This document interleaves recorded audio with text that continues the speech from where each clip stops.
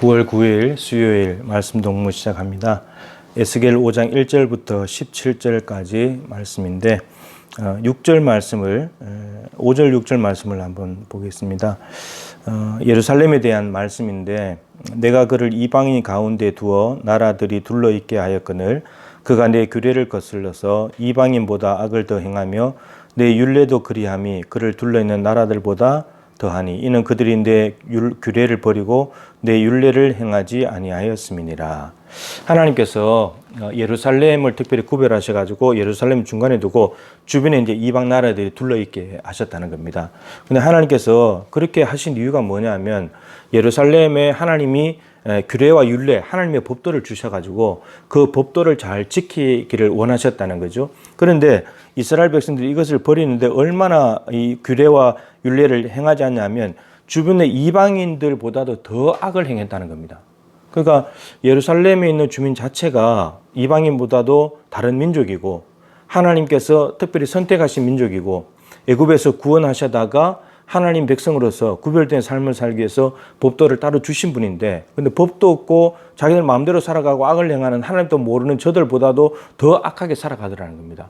하나님의 기대는 너희들이 이방인보다는 달라야 돼. 이방인과는 달라야 되고 아브라함에게 말씀하신 것처럼 나는 너를 정말 이 땅의 모든 족속이 복을 받는 복의 통로로 쓰고 싶어. 그래서 하나님께서 하나님의 법도와 규례를 주신 이유는 그것을 가지고 살아가게 되면 이방인들보다는 다른 삶을 살면서 이방인들이 저 나라는 뭔가 좀 다르다. 하나님을 섬긴다고 하다니 하나님의 법은 우리하고 다르네.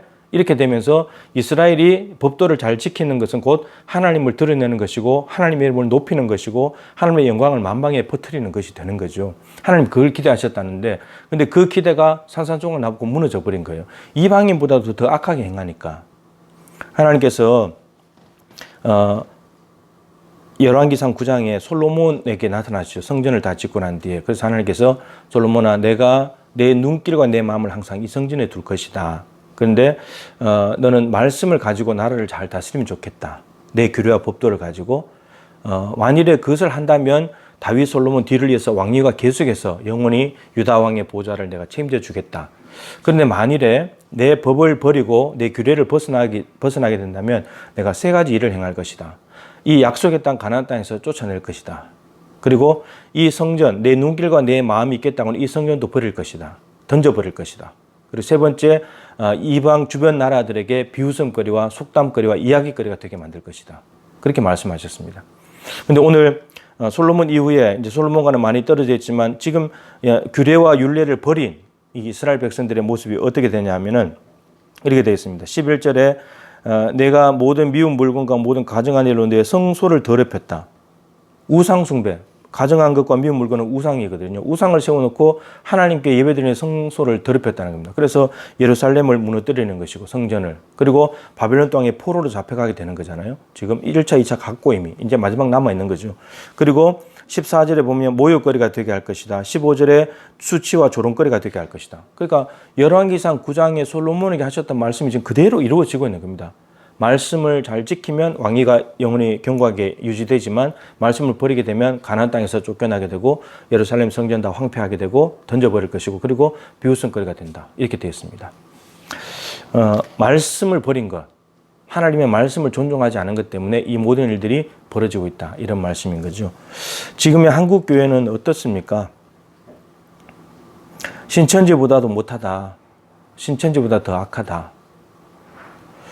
이웃에 대한 배려가 없다.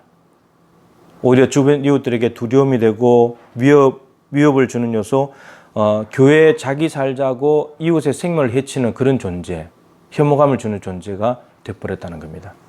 너무나 이기적인 존재가 됐다는 거죠. 기독교의 이미지가 지금 땅바닥에 떨어졌습니다. 기독교에 대한 반감이 많아지고 있습니다.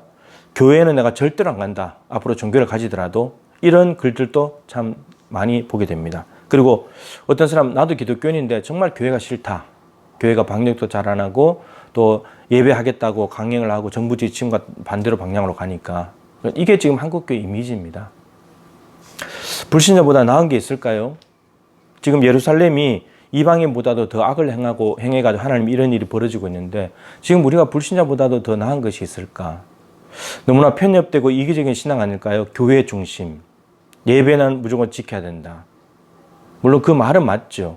근데 지금 상황이 이웃들에게 두려움을 주고 반감을 사면서까지 하나님께 예배하는 것. 하나님은 언제나 온천지 충만하다고 말하면서 왜 예배당에 와서 예배해야만 하나님 영광을 받으시는지, 우리의 너무 편협한 이기적인 신앙들을 좀 돌아보게 하는 시점이 아닌가. 하나님 사랑과 이웃 사랑은 우리는 두 개가 성경의 요약이다. 그리고 이 두 개는 분리될 수 없다. 하나님 사랑은 이웃 사랑은 나타나야 되고, 이웃을 사랑할 때 하나님을 사랑하는 것이 증거가 된다. 증명이 된다. 보이지 않는 하나님을 사랑하는 것은 보이는 형제를 사랑하는 드러나는 거고, 보이는 형제를 사랑하지 못하는데 보이지 않는 하나님을 어떻게 사랑할 수 있는가. 근데 지금 자금의 한국교회는 하나님 사랑과 이웃 사랑이 분리돼 버린, 이웃이 뭐라고 생각하든지 말든지 우리는 하나님을 사랑하기 때문에 예배한다. 정말 이게 올바른 성경적인 하나님의 사랑의 모습일까 돌아보게 됩니다.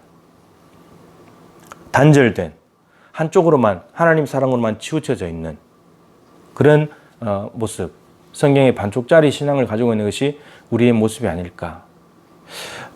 에스겔이 너무나 두렵고 떨리는 마음으로 이 말을 전하고 있는 거죠. 이제 앞으로 닥쳐올 일이니까. 이렇게 가다가 한국교회가 어떻게 될까요? 파산나지 않을까요? 하나님께서 교회 초대를 옮기지 않을까요? 이렇게 세상에 함부로 대하고 세상을 배려하지 못하고 그저 교회 중심으로 간다면.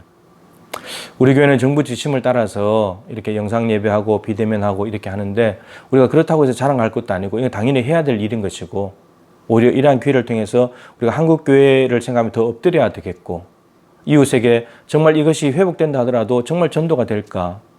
사람들이 반감을 가지고 있지 않을까? 정말 우리가 지금 더 행동을 조심해야 될 때이고, 정말 자세를 낮춰야 될 때이고, 이웃에 대한 배려를 더 많이 해야 될 상황이라고 하는 겁니다. 그래서 여러분들 지금은 말씀 안에 머무시면서 기도하시면서 주일 말씀대로 하나님과 1대1로 더 가까워지는, 하나님과는 언택트가 될 수 없습니다. 항상 컨택트에 만나는 거죠. 항상 만나는 것이고, 그래서 그분의 뜻을 알고 내가 그분의 말씀대로 살고 있는가, 내 속에 악한 것은 없는가, 이런 것을 돌아보면서 우리 나를 낮추고 하나님 앞에 겸손히 나아가는 시기여야 되지 않을까 싶습니다. 한국교회를 정말 사랑하는 마음으로, 하나님은 모든 만물은 창조하셨지만 교회는 피값 주고 샀다 했잖아요. 그런데 지금 교회가 하나님의 이름을 드러내야 되고, 하나님의 영광을 드러내고, 하나님의 살아계심을 똑똑히 보여주고 하나님을 그려줘야 될 교회인데, 지금은 우리가 무엇을 그려주고 있을까? 하나님의 하자도 그려주지 못하는 그런 삶을 살고 있는 것은 아닐까 싶습니다. 다시 한번 더 우리 옷깃을 여미고 겸손하게 하나님께 엎드려서 우리 자신을 좀 더 가꾸어 가고, 또 교회를 좀 더 생각하고, 그러면서 정말 교회가 교회다운 모습으로 거듭나기 위해서 준비할 수 있는 은혜로운 시간이 되었으면 좋겠고, 오늘 하루도 나를 통해서 누군가가 예수를 볼 수 있다면, 내가 예수를 그려줄 수 있다면 오늘 하루 정말 성공적인 삶이 될 것입니다. 아버지 욕먹이지 말고 아버지의 이름을 영광을 올려드릴 수 있는 그런 저와 여러분의 삶이 될 수 있기를 주님의 이름으로 축복합니다.